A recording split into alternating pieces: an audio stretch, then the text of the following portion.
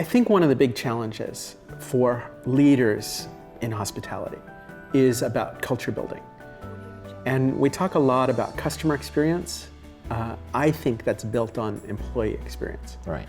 And I've seen properties that we worked with where when the kind of, I don't know, the mojo is happening inside, the place just starts humming. That's right. So how do we make that happen? I firmly believe that the leader has these great opportunities to really influence and impact, because whatever the leader do, like it or not, people will begin to observe, begin to see, begin to model the right behavior. Attitude is a reflection of leadership. Absolutely. And so that leader's attitude comes into people's attitude toward customers. That's right. Okay. Right. So again, a leader has that great opportunity, at the same time responsibility, to really effectively lead the team. Okay. So one of the frameworks that I've been helping organizations in our consulting work is this framework that is called the vital signs. Right. Right. And within the 6 seconds vital signs is really looking into the 5 elements of how we can lead a service culture. The first one is in the areas of motivation. Right.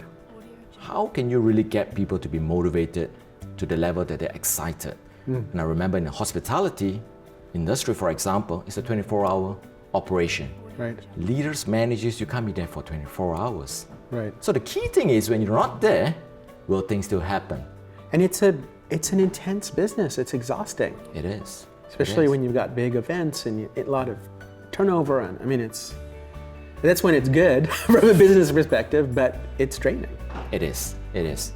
And the leader's responsibility or the opportunities really lies in how can you really motivate, right? So that's one portion of it, the motivation part of it. And the motivation of employees affects the motivation of customers, because we also want our customers to be motivated. Absolutely, right? So one thing leads to another. Okay. And there's great opportunities that we can even go deeper into it.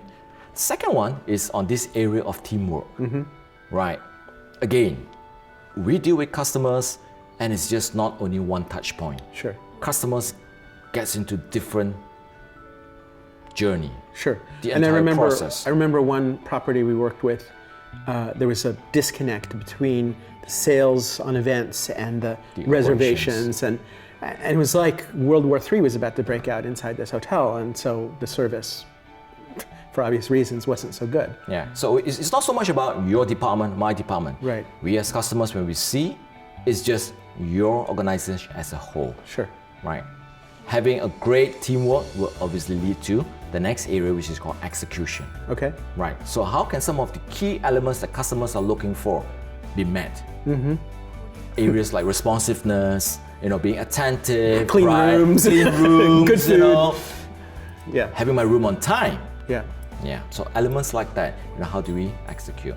And of course, in moments of uncertainty, there's always this element of change. Sure. How well is the team? How well is your service team managing change with new requirements, demands from customers that is ever changing? Or even a simple thing like somebody checks in early. And I mean, I'm not going to be very empathic here, but it's like, come on, how hard is it? If the room is available and, Or I talked to a VP from Sheraton and he said, I don't care when people check out. Like, why does it matter to me if they have to be out at noon? Like, if the room is available. Absolutely. So that adaptability is huge because that allows us to be responsive to customers. That's right. The elements of change are so crucial as the fourth element, right? There's so much change happening, we've got to be good at it. That's right. And the final elements that is so crucial is trust. Right? You can have the most motivated people, you can have the greatest, teamwork, you can have the greatest way of execution, and you can have the greatest ability to change. But if trust is nowhere near, some of these elements or desire or goals that you would like to achieve will be difficult to attain. Right, So it's the glue that's going to hold all that together. Absolutely, right. And think of ways that how you can even develop greater trust, greater affinity, look at the trust circle, find ways to deepen the relationship with your customers, with your associates, and even within the families that they're operating from. I think that this link between the employee experience and the customer experience is something we just need to keep getting back to, because all of these elements apply to the customer as well. We need the customer to feel trust, we need to adapt to the customer, we need the customer to feel motivated, we need the customer to feel like they're part of the team, we need the customer to feel like we're executing against their needs. Absolutely. So if we can do it internally, those 5 factors are going to drive the experience externally. And if you are able to even have a tool to even measure from a 360 perspective, Yeah. what a great opportunities, right? Just to hear from all the relevant key stakeholders. Yeah, because So- we need the data to make this real.